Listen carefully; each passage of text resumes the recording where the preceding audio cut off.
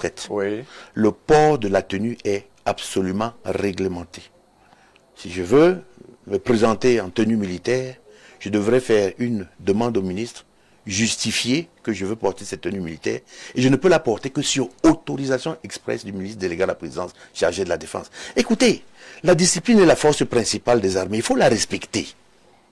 Vous comprenez? Oui. Moi qui ai la liberté d'expression aujourd'hui parce que j'ai épuisé la réserve mobilisable. J'ai passé 3 ans, je ne pouvais pas m'exprimer sur des affaires avec ma libre expression.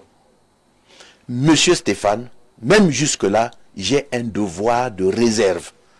Parce que j'ai été colonel dans l'armée camerounaise, il me revient d'avoir du recul par rapport à certaines questions qui relèvent, n'est-ce pas, de la sûreté de l'État et de la sécurité, que je ne devrais pas publier au grand public, oui, en faisant valoir, n'est-ce pas, le bénéfice de mes anciennes prérogatives. C'est ce que j'ai déconseillé. Et je pense que je l'ai dit dans un ton pédagogique. Bon, ça devrait s'arrêter là.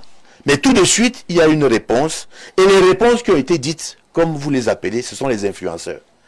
Des influenceurs, même pas du niveau tactique, des gens qui ne sont même pas militaires, qui ont commencé à apporter des... Et c'est comme ça que cette histoire s'est enflammée. Mais, monsieur Stéphane, je suis consultant chez vous, je ne suis pas consultant. Tout à fait. Mais si je suis consultant, permettez-moi de vous donner des éléments qui sont fondamentaux, qui ne se trouvent pas dans le secret des défenses. C'est le règlement de discipline générale qu'un militaire devrait observer. Voyez-vous? Oui. Et je l'ai dit de manière claire. Et c'est ce qui m'a valu tous ces problèmes. Et le jeune homme m'a dit qu'il n'avait pas de leçon de recevoir de moi. Mais je veux souvent lui dire que... La question est votre probité, docteur Azek. Non, ça me fait de la peine, parce que c'est quelqu'un que j'ai eu le dernier jour de sa formation à l'école militaire interarmes, où j'ai fait un cours de communication. Ça me fait très mal. Vous l'avez eu? Mais bien sûr, il était cette promotion. C'est la promotion de Monsieur Gros et tout ça. Oui. Voilà. Et j'ai entretenu justement ce discours avec ces enfants. Je leur ai dit, chers enfants, chers cadets, parce que ce sont mes enfants. Ce sont mes enfants. Et Foudou, c'est un enfant. Je leur ai dit que l'armée était délicate. Apparemment, l'enfant qui n'a pas de leçon à recevoir de vous. Eh bien, je vais respecter cela. Vous savez que les enfants sont forts aujourd'hui. Qu'est-ce que vous voulez que je fasse d'autre? Mais qu'il me soit permis quand même d'exercer mon travail de consultant. Oui.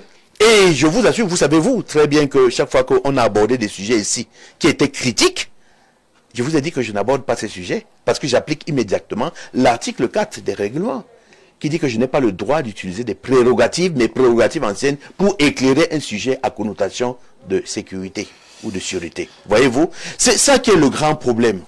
D'où il vient aujourd'hui, pour l'intérêt de la paix du Cameroun, qu'on excite une armée. Et après cela, j'ai dit, et je répète ce que j'ai dit sur ce plateau, j'avais demandé que les politiques laissent l'armée de côté. Que ces velléités qui tendaient à faire des appels subreptices à une participation de l'armée dans le débat politique, soit par la force ou autre chose, n'était pas une chose raisonnable. Vous voyez que j'ai utilisé des termes qui étaient... Vous allez regarder les termes que j'ai utilisés, vous allez écouter les termes que j'ai utilisés, et c'est les mêmes termes que j'utilise. Alors c'est ça mon malheur, n'est-ce pas? Oui. D'avoir dit la vérité. Et je suis déçu aujourd'hui que dans cette entreprise, je ne suis accompagné de personne, alors que j'ai dit une vérité. Et je n'attends pas d'être accompagné par qui que ce soit. Parce que ce que je fais participe de ce que l'on appelle la défense populaire. La défense populaire aujourd'hui, c'est mettre en capacité tout ce que vous avez pour concourir à l'effort militaire de défense. Attendez, oui, nous allons très loin, Stéphane. Ça veut dire que si vous êtes cultivateur, cultivez, prenez le manioc, donnez aux forces de défense. Si vous n'avez rien à leur donner, seulement des encouragements, eh bien, augmentez leur morale. Si vous êtes comme moi et que vous avez une bonne connaissance interarmée, donnez-leur ce qu'on peut donner et protéger, n'est-ce pas, leur image. Et moi, j'essaye. De mon côté, ce n'est pas ma mission fondamentale parce que c'est la mission du chef de division de la communication. Mais moi, j'essaie, chaque fois que sur un plateau, on détruit l'image de cette armée, j'interviens. Pourquoi? Parce que le sang me parle. J'ai vu beaucoup de morts durant ma carrière. Je n'en ai pas été traumatisé grâce à la prière, grâce à mon rapprochement à Dieu. Mais ces militaires, je voudrais qu'il y ait un minimum de respect pour ce qu'ils font et ce qu'ils ont fait pour la nation, Stéphane. la patrie reconnaissante. La patrie reconnaissante, mais pas peut-être pour Efoudou, qui pour vous n'est plus capitale.